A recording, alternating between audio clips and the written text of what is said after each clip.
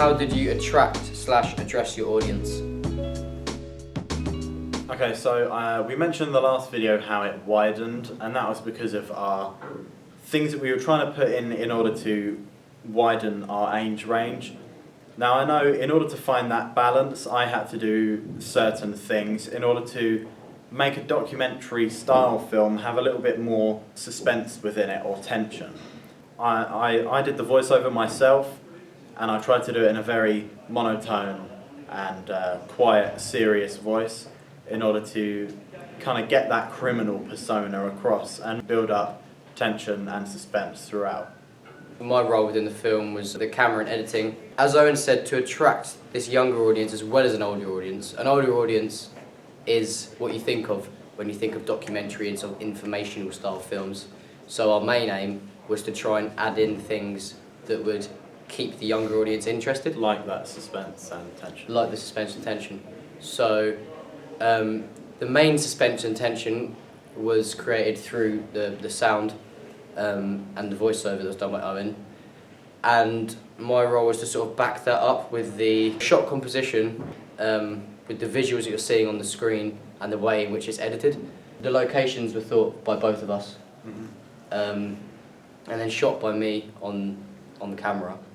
Every location was chosen quite carefully in coherence with what we knew was going to be said in the script, to really sort of build up the tension and tell the narrative through what you're seeing as well as what you're hearing. The long scenic shots and the bleak environments, like up on the hills and the harbour, they were all used to build up the tension, and the tension was the main thing we wanted to build up to keep it interesting. We wanted to get that documentary style across to a younger audience, and the way in which we thought would be best to do that was to almost add sort of like a thrillery type of suspense to something that's realistic. There wasn't much sound in the whole thing, and that definitely, I feel, helped to give that suspense also. The only thing you could hear when you could hear it was just some background noise and also the voiceover.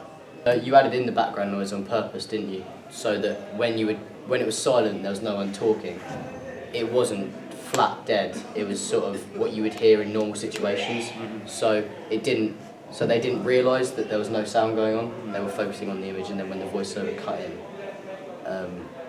the image and the voiceover worked really well together.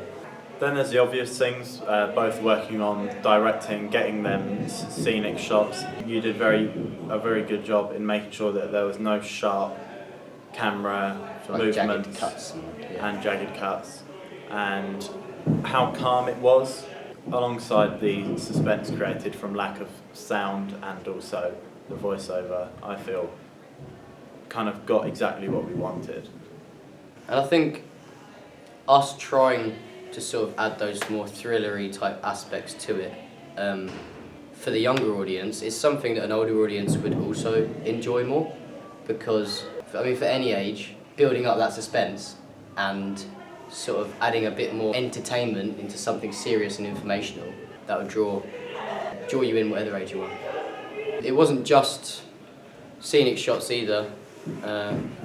We added in the press style shots, didn't we, the paparazzi type thing, which is something you would see in a serious style documentary. The way we did it, it was very crimey, wasn't it? You could see that the person sort of being filmed by the paparazzi or the news was a criminal, and he was on the phone sort of in car parks with his lawyer. We filmed sort of a little argument between the criminal lawyer and the paparazzi person, which is something you do see on the news and in documentaries, but it's also something that sort of young people, especially young boys, probably like. It keeps them interested. They think, oh look, something going on. Again, with that sort of more fun, quirky style, we decided on the soundtrack at the end.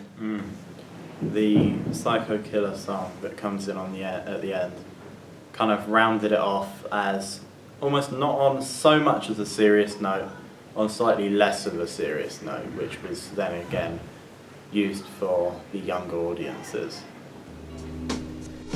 So I guess the next step would be to get some feedback from a younger age group and an older age group, and see if what we suspect to be true is true.